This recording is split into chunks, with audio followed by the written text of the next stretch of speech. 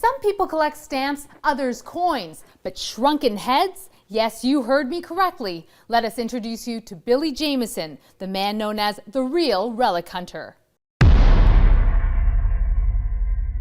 There are heads with curly hair, heads with nose hairs. Heads, heads, and more heads. Meet the original head hunter. I call that fellow James Brown or Prince. Some of them have names. That's bad, eh? Oh, goodness. No, we're not in a museum. This is Billy Jamieson's condominium. To call Bill Jamieson eccentric would be an understatement. Let you smell my mummy here. I don't know if I want to smell a mummy. Trust me on this. The journey began in the depths of Peru's Amazon rainforest. A construction worker's search for hallucinogens brought Billy face to face with a shaman, a member of the ancient Shuar tribe who unveiled the dark ritual of shrunken heads.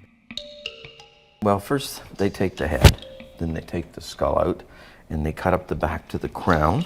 Okay, you're not going to faint or anything, are you? I don't know. They boiled that head.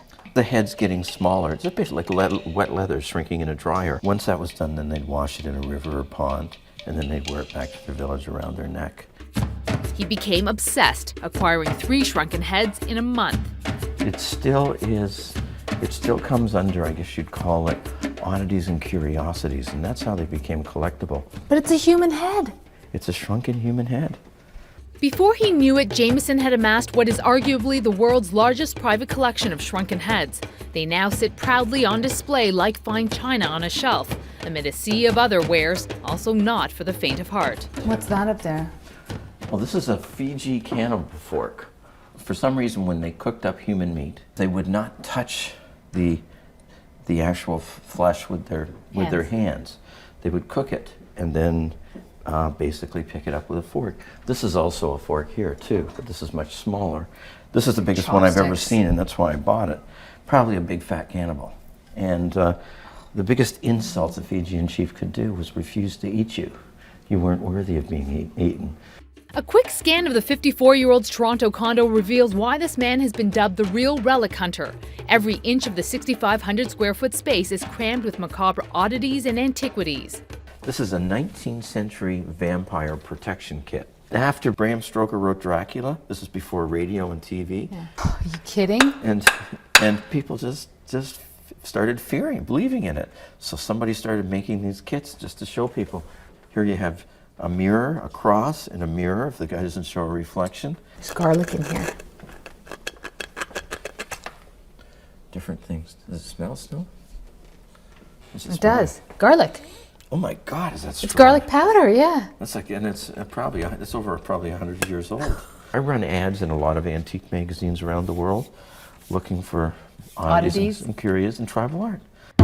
He's bought and sold everything from severed heads to electric chairs. Turns out they're just as valuable as Roy Rogers' spurs. There's a market for it all. This skull is worth $75,000. Yeah, that was it was collected by a ship called the Rattlesnake, and the interesting thing, the ship that came to the island saw a giant skull on the island. A ship had been wrecked there with over 100 people on it called the Eaton, and they'd eaten the people except the children. It was taboo to eat children, and they made a giant skull. 100 skulls. Well, the slave trade was going on, and they looked at boats as the slave traders, and they just happened to arrive at a place. They wanted to send a warning message. And that's where the skull island, they say, from King Kong came from. Celebrities like Mick Jagger and Steven Tyler have been drawn into Billy's unique collection.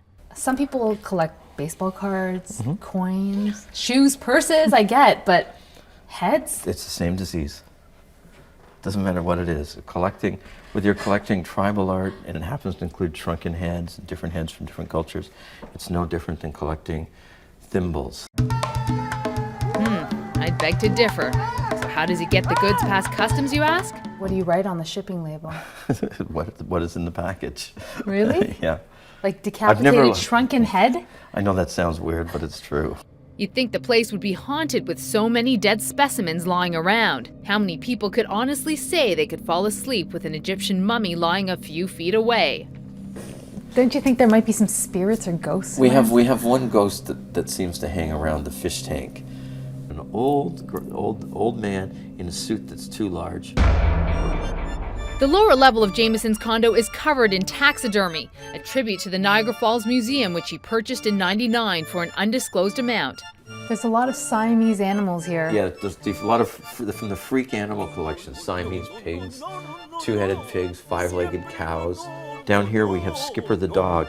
Skipper Thomas Burnett, the founder of the Niagara Falls Museum, opened it in 1827. He stuffed his own dog after he he died. stuffed all his pets. There's about 30 stuffed dogs.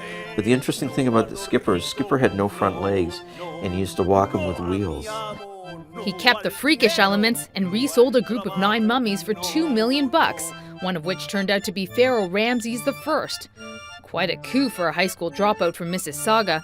There's the excitement, the addiction to chasing something. When you're chasing a great piece, trying to negotiate the deal, making the offer. It's like when you're a kid collecting baseball cards. Got it, need it. You know, it's like the same thing. I've been around long enough that I've got connections all over the world that people call, instead of me having to call them, they contact me. The artifacts are finding him now instead of the other way around. He sold items to the Met, the ROM, museums and collectors around the globe. As people always say, God, this is like Indiana Jones, except Indiana Jones today is on the internet and the phone all day and looking at pictures and trying to find things and then talking to experts to make sure stuff's real. I've created this money pit and I got to keep working at it, you know. So I haven't been able to stop yet. Nor do you want to, right? I don't want to. No, I get a buzz out of it. Yeah. I'll be doing this till I die, for sure. Would-be entrepreneurs take note. Business selling shrunken heads pays well. You know how you tell a real shrunken head from a fake? Yeah. Nose hairs.